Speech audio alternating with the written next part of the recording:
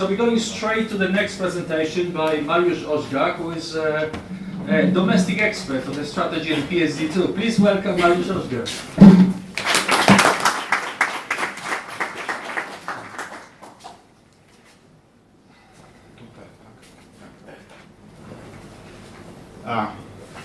Hello, how are you doing?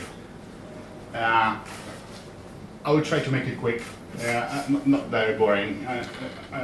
You may think it's impossible for a banker, but still, let's start with talking a bit about myself. You can surely have a look at my LinkedIn profile. I have over 20 years of experience in this industry. I've done business, I've done finance, I've done technology and banking, and I would say it's worthless unless you understand what is happening in the banking industry now. We'll be talking a bit about PSD2, but PSD2 is nothing new in a change in banking industry. Change was always there, and change always starts with customer expectations. We have a new wave of customers entering the market, millennials that want everything simple, everything now, everything available at once. We have technology that is following the footsteps of the customer expectations. We've seen a few hints today, like data, AI, and everything like that. So there is more technology available to fulfill the customers' expectations, and we are trying to apply them. And then usually regulators wake up and say, come on, we have to regulate another part of your technology, and that's so that the customers are not very much able to use it. But still, they call it deregulation, and the PSD2 is a kind of something that is aimed at deregulating the market, and assuming the changes to happen in a market between banks and other companies trying to steal the cake, right?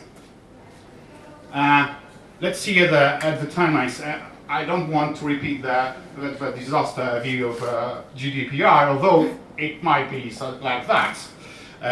But still, the PSD2 awaits us. We are in the process of adopting PSD2.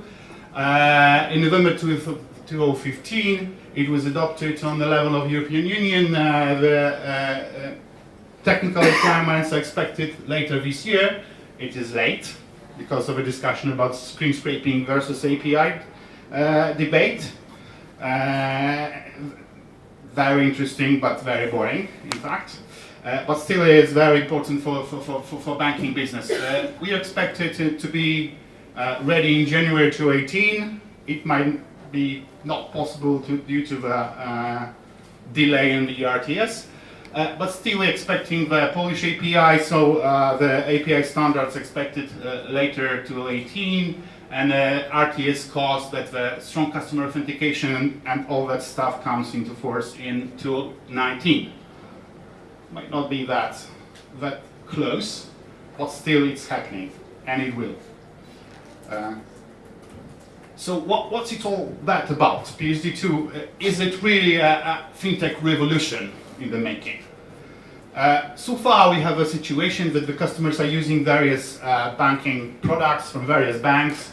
They are trying to integrate all the data themselves using various tools, their minds, and possibly some external solutions. And there we have PSD2 that is changing everything. Because from the time that PSD2 comes into force, external companies, especially fintech, can deliver services connected with banking accounts to public. For instance, they can show you over your accounts in one place and initiate payments from that application. That meaning they may be serving as you as a bank from your perspective as a customer, right? Still, they can't stay with banks. They cannot deliver accounts. That might happen in the future anyway. But still, they cannot deliver accounts. But it's a boring part of the banking, in fact, the processing, operations, and everything. From the customer perspective, the fintechs are delivering the banking services to them, to customers.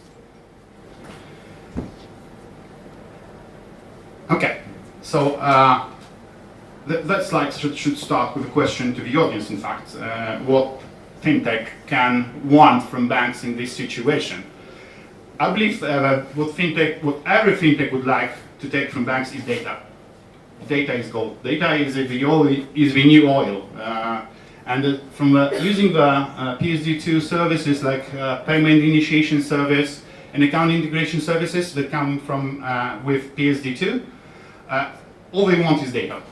And all that data can be used for various kind of new services that can be delivered to customers. P2P payments, specialized loyalty card systems, especially we can see Tesco to deliver financial services in Poland. And for instance, offering loyalty card with a partnering bank. And then you'll pay directly from your account without your card. And it will be cheaper also for you because because of the lack of interchange, the bank and especially Tesco will offer you a discount, permanent one, not just happening, but just permanent discount because of the costs alone. We also see the rise of aggregation platforms. PFMs, I don't like this term, I will describe you later, but platform to manage your finance, platforms to compare, for instance, loans and whatever prices for the banking or, I would say, financial services, insurance and so on.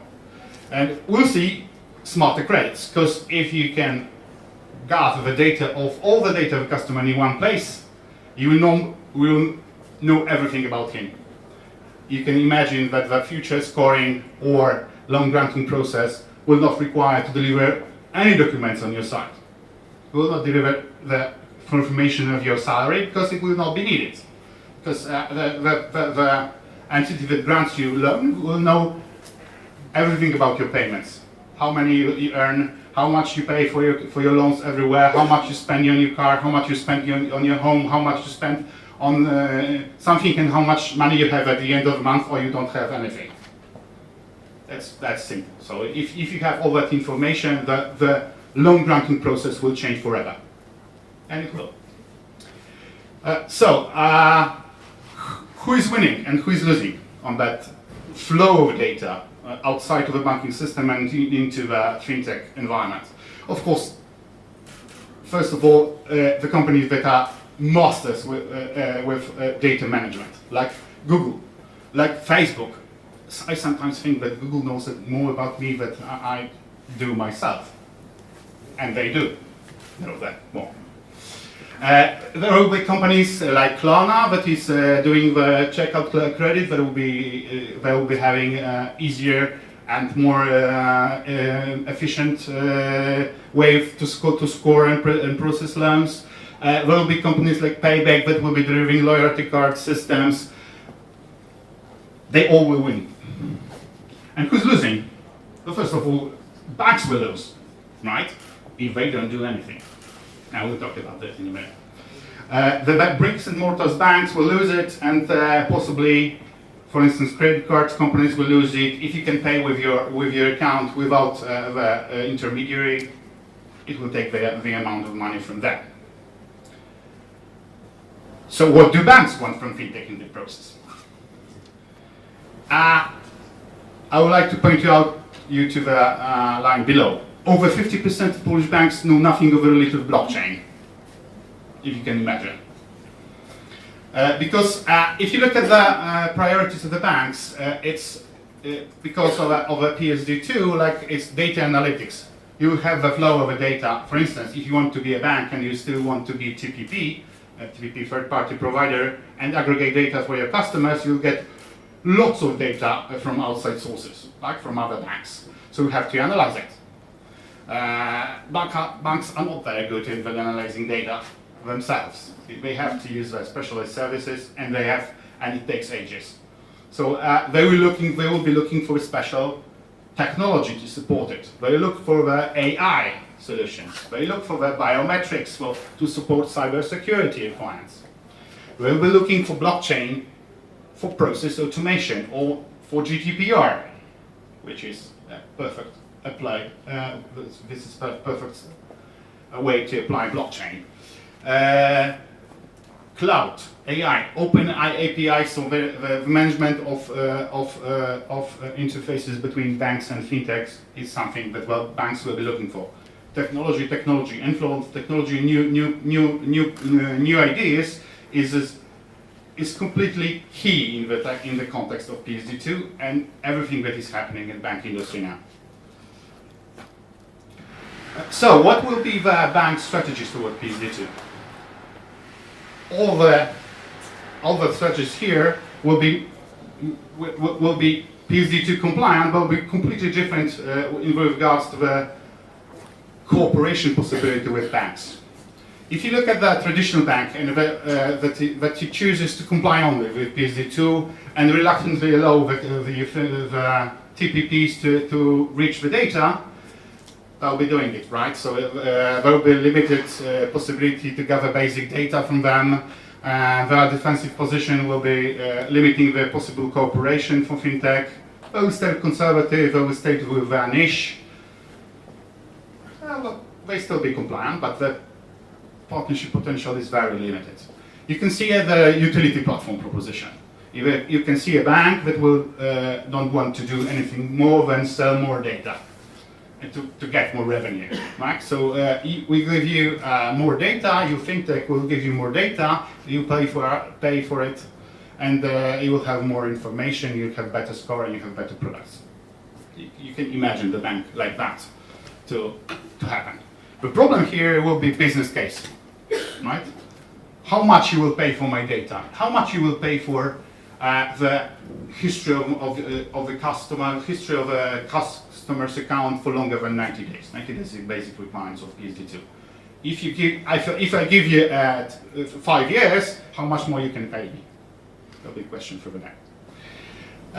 There is a third model. It will be bank as TPP that I mentioned. The bank would also like to be TPP. So in Poland, it will be especially important because in Poland banks would. I don't know the bank that wouldn't like to be a TPP, especially the league of the first 10 or 15 banks. So the bank would like to be aggregating the data of our customers from across the banks. So I will show our customers my mobile application. They'll be showing account in that bank, in PKO, and PKO second, and then bank and IR and everything in one place. I would let them initiate payment from the same application. And you know what? You can offer this. You can offer this solution to the holder of a Swiss franc loan, right? So we don't want to have your loan because the loan is very low margin, but we can give you everything else and switch your money to us. And it's a very deep consequence because if you get the loan, the bank usually expecting to have your money inserted to them, right? But there you'll have possibility to withdraw it with once. The requirement for the loan holder to have your money transferred to your bank will no longer be valid. But still, so banks will be offering new kind of services.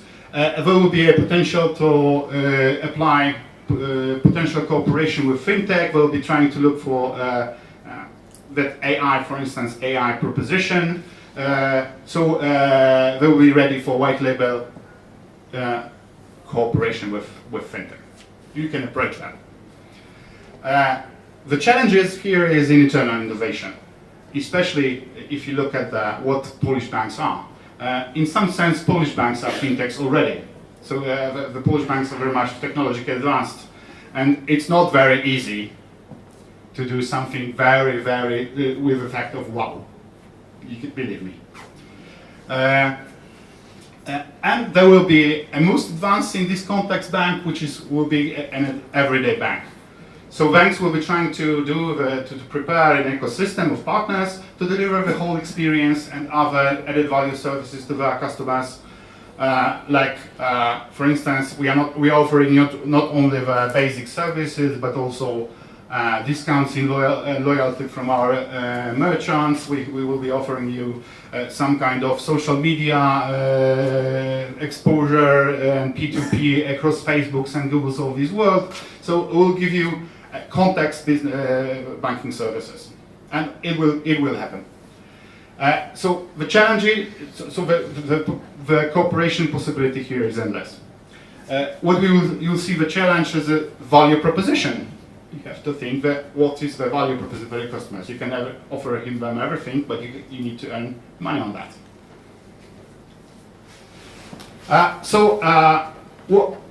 In the end, it's the customer that is deciding how it will work out, how much the fintechs will win and how much the banks will win. If you see what the customers are saying, that 67% are willing to share their data, which is good, but 70% will not trust TPP as much as a bank, right? So I would say the more than the overused word of user experience, as I understand it in banking, especially in the context of the financial services, is a kind of balance between utility and security, and you have to remember that. But the banks have very much power with their sense of security across their customers. And the last slide. So you will have the fine presentation of how to pitch your solutions later on, but still just accept 2 words of advice from myself. So we'll be not telling fairy tales.